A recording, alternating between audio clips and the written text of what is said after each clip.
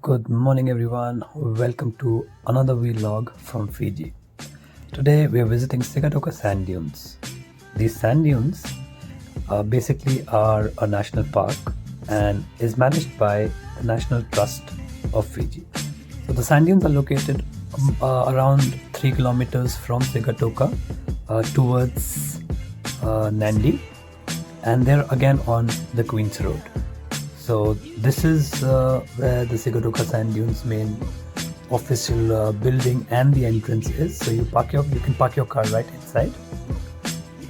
So what's interesting about Sigatoka Sand Dunes is, one, it's a natural attraction formed millions of years ago, and secondly, pottery dating back to almost 3,000 years was discovered here. Additionally, this is also one of the Pacific Ocean's oldest and biggest burial site. So the pottery style is related to the Latipa settlers, and the same style can also be found in Vanuatu, New Caledonia, and Santa Cruz Islands. Though there's a debate about the original settlers in Fiji, but the pottery suggests, and the style of this pottery suggests, that this particular site was Latipa settlers' site, and they were the kind of first people who have landed here. Guys, selected the 1 hour walk. Yeah, so which is 30 minutes and 30 minutes back. So we are here right now. We're gonna go up on top. There'll be a lookout. And then you go down, there'll be a junction. This junction.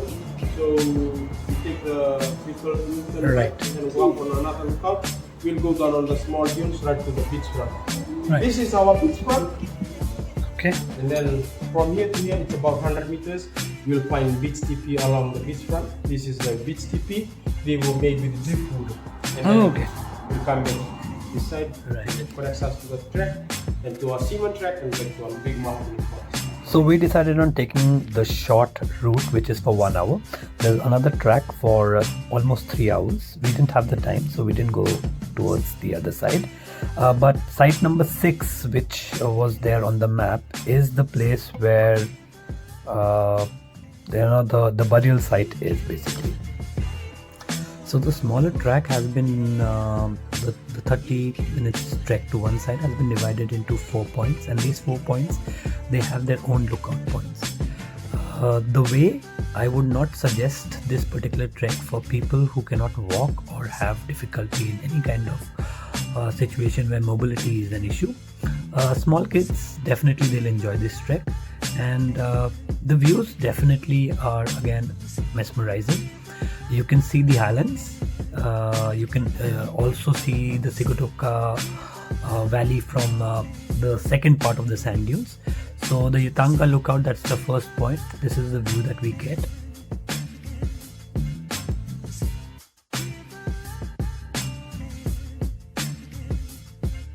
So from here on, we headed towards a second lookout point. Now, all this while, there was nothing that suggested that there would be sand dunes ahead. But as soon as we came to this point, which was the Wow track, which is almost 200 meters away, we realized that the sand had started coming in.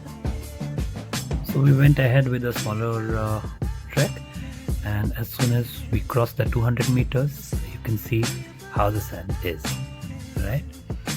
And our guide, who's also the senior forest ranger here, was very happy to tell us more details about this.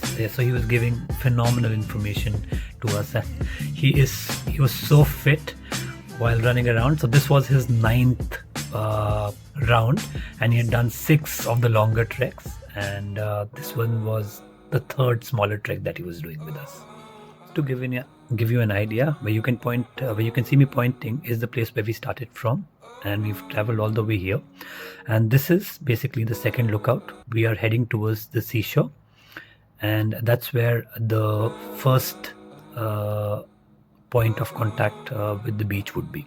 Now this is the beach, and this is where you'll see that there's a lot of sand which is coming. So definitely sand at the beach is expected, but do understand that over a period of time the sand has been covered by vegetation, and I'll take you to another side of the same sand dunes just in a moment of time, and you'll see what exactly I'm talking about when I say sand dunes.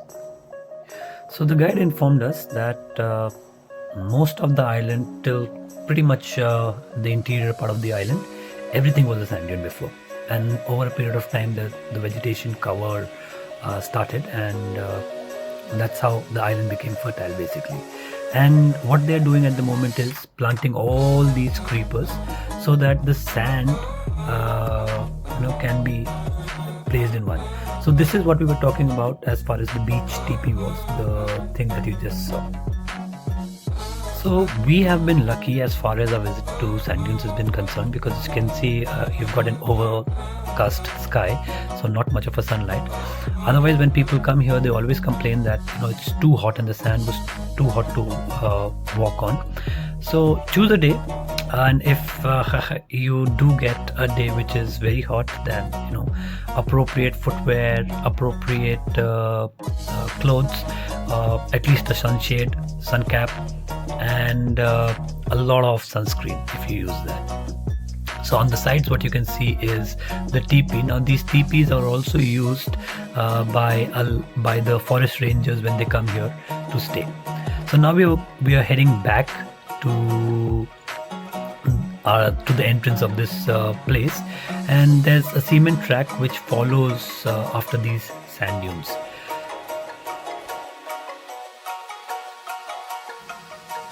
So what you can see now is the cement track. Now this track takes us to the mahogany forest route. Mahoganies have been planted here, and these have been planted to ensure that the sand doesn't come in again, right? An interesting feature in this mahogany forest was that they have kind of tried to show the Chipko Andolan that was carried out in Uttarakhand, where women, they stuck to trees so that trees would not be felled. So they have kind of used all the raw material that is available to create figurines who have been attached to the trees to show how the women in Uttarakhand actually attached themselves to the trees and did not allow the trees to be felled. So this is an interesting feature again, how things have been done up and how things have been created. So I personally really like this part very much. So after the mahogany forest area, we returned to the main office, and in the main office I realized that there were a lot of clubs and other artifacts that were present, which I hadn't previously covered. So with the names of all these things, all these clubs and their usage, it's kind of identified in the small things. Might not be very clear, but you can still appreciate the way it's been carved. Now after this, with the help of the senior forest ranger, we went to the second sand dunes. Now though you can cover it directly with the long trek, but we went through the village, and this was the second area where we went through. So this is a steep climb right from the driveway, you can see.